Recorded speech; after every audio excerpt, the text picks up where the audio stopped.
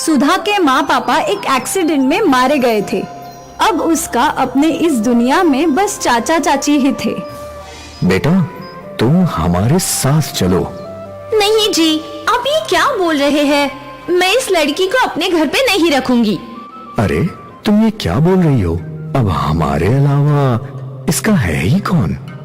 वो जो भी है, हमारे घर में वैसे भी गरीबी छाई रहती है और ऊपर से इस मुफ्तखोर को पालना, नहीं बाबा नहीं। अरे, ये तो बस एक छोटी सी बच्ची है, जैसे हमारी पायल वैसी ही ये है। तुम मेरी बेटी की तुलना इससे मत करो। एक तो ये अपने माँ बाप को खा गई है, हमारे घर आकर हमें भी पनौती लगाएगी। ऐसा कुछ नहीं होगा, ये मेरे साथ ही रहेगी। और अगर तुम्हें इसके साथ नहीं रहना तो तुम अपने मायके जा सकती हो।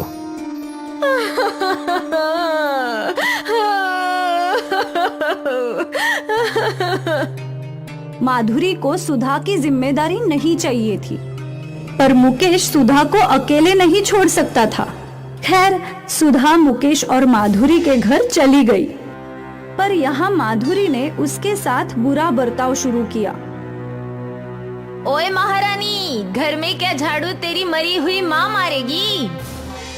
मैं अभी मार देती हूँ।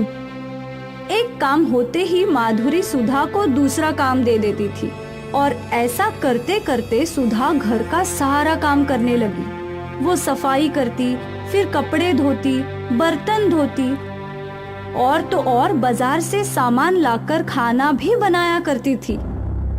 सुधा की चाची उस पे अत्याचार करने लगी। सुधा की उम्र खेलने कूदने की थी, पर उस बेचारी को घर का सारा काम करना पड़ता था। माँ, मुझे भूख लगी है। ओए महारानी, चल मेरी बेटी के लिए खाना लगा। सुधा ने पायल के लिए खाने की प्लेट भरी और फिर जब वो अपनी प्लेट भर रही थी तो माधुरी ने उसके हाथ से प्लेट छीन ली। ये किसके लिए खाना भर रही है? मेरे लिए चाची जी, मुझे भी बहुत भूख लगी है। आहा, पहले घर का काम खत्म कर, तब भी तुझे खाने को कुछ मिलेगा। मुकेश से सुधा की ऐसी हालत देखी नहीं जाती थी। वो सुधा की मदद करना चाहता था। कुछ भी करके मुझे सुधा को घर से बाहर निकालना होगा, वरना माधुरी उस नन्ही सी बच्ची पर बहुत अत्याचार करेगी, बेचारी। मुकेश की एक जलेबी की दुकान थी जो गांव में बहुत ही मशहूर थी। अरे वाह मुकेश भाई, जलेबी तो बहुत बढ़िया बनाई है। ग्राहकों को मुकेश की जलेबी बहुत पसंद आती थी और इसी वजह से उनके दुकान पर ग्राहक बढ़ने लगे थे। अब मुकेश के दुकान में काम बढ़ गया था, उसे एक सहायक की जरूरत थी। क्यों ना मैं सुधा को अपनी मदद के लिए साथ ले आऊं? वो मेरे साथ रहेगी तो उसे काम भी करना पड़ेगा और बाहर पेट भर के खाना भी मिलेगा। ये सही है। उस दिन मुकेश घर गया। माधुरी, कल मैं सुधा को अपने साथ दुकान पर ले जाऊंगा। क्यों भला? क्योंकि मुझे एक सेवक की जरूरत है। अगर मैं एक नौकर रखता हूँ तो उसे पगार देनी होगी। सुधा तो मुफ्त में काम करेगी। हाँ, अच्छा है, आपके पैसे बचेंगे। हाँ बिल्कुल। सुधा मुकेश की बातों में आ गई थी।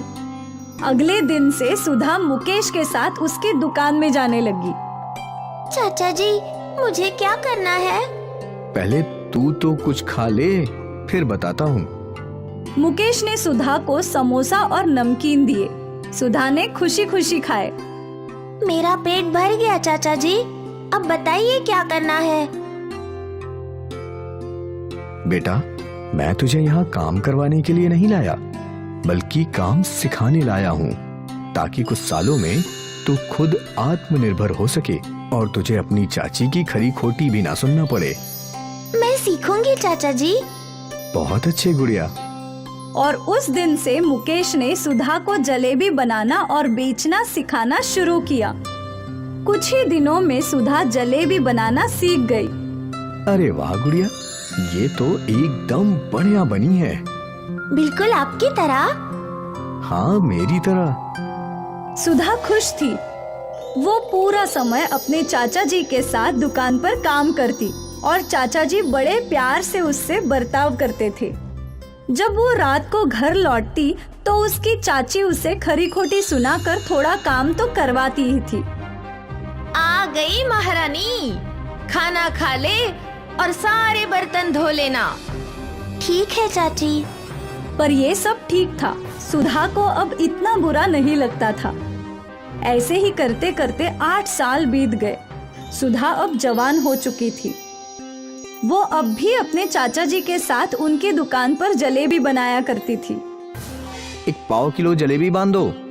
चाचा जी आप आराम कीजिए, मैं देती हूँ। अब सुधा अकेले ही पूरी दुकान संभाला करती थी। मुकेश खुश था कि अब सुधा आत्मनिर्भर बनने के लायक हो गई थी। सुधा बेटा, अब मुझे लगता है तुम्हें अपनी अलग दुकान खोलनी चाहिए। पर क्यों चाचा जी? कब तक तुम अपनी चाची की खरी खोटी सुनती रहोगी? मैं चाहता हूँ कि तुम आत्मनिर्भर बनो और जब तुम उस लायक बन चुकी हो तो ये पैसे लो। भागलपुर में मेरी दूर की मौसी रहती हैं। मैंने उनके घर में तुम्हारे रहने का इंतजाम करवा दिया है। तुम वहाँ जाओ और अपनी खुद की जलेबी की दुकान खोलो। जैसी आपकी इच्छा चाचा जी। सुधा ने अपने चाचा जी का आशीर्वाद लिया और वो पैसे लेकर भगलपुर के लिए निकल गई। यहाँ मुकेश घर लौटा। सुधा कहाँ है? वो घर छोड़कर चली गई। अच्छा हुआ, चलो बला टली। मुकेश मन ही मन खुश था कि उसकी भतीजी जल्द ही अपने पैरों पर खड़ी हो जाएगी और उसे किसी के सहारे की जरूरत नहीं पड़ेगी। यहाँ सुधा भगलपुर पहुँची, बूढ़ी मौसी के घर। मौसी अकेले रहती थी। उन्हीं के साथ थी उन्हें एक साथी मिल गया। दादी माँ, मुझे जलेबी की दुकान डालनी है। हाँ, मुकेश ने बताया है मुझे। नुक्कड़ पर मेरी 2 दुकान है। तुझे जो पसंद है उसमें तो अपनी दुकान खोल ले। दादी माँ, आपके पास इतनी संपत्ति है तो पर क्या फायदा? मेरे साथ किसी को नहीं रहना। मुझे अकेले और लाचार कर गए मेरे परिवार वाले। मैं हूँ ना दादी माँ, मैं आपके साथ रहूंगी। सुधा ने दादी की दुकान में जलेबी बेचना शुरू कर दिया। उसकी जलेबी की सुगंध से ग्राहक अपने आप खींचे चले आते थे। अरे आधा किलो जलेबी दे दीजिए। मुझे 1 पाव किलो देना। सुधा के ग्राहक बड़े चाव से उसकी स्वादिष्ट जलेबियाँ खाया करते थे। अरे दीदी, ये तो बहुत ही स्वादिष्ट है। हाँ, ऐसी जलेबी कभी नहीं खाई। धन्यवाद। पूरे भगलपुर में सुधा की जलेबी मशहूर हो गई। फिर क्या था, लोग सुबह से लाइन लगाकर इंतजार किया करते थे जलेबी खरीदने का। सुधा दिन दुगनी और रात चौगुनी तरक्की कर रही थी। जल्द ही सुधा ने आसपास की 2 दुकानें खरीद ली। उसका व्यापार बढ़ रहा था। सुधा ने भगलपुर में एक बड़ा मकान भी खरीद लिया, उसका अपना घर। और फिर उसने अपने चाचा जी को कॉल लगाया। चाचा जी, आज आपकी वजह से मैंने अपना खुद का घर लिया है। धन्यवाद चाचा। बहुत अच्छा बेटा, मुझे तुमसे यही उम्मीद थी। भगवान करे तू दिन दुगनी रात चौगुनी तरक्की करे। खुश रह बेटा। मुकेश की आंखों से आंसू टपकने लगे। आज उसका सपना पूरा हुआ।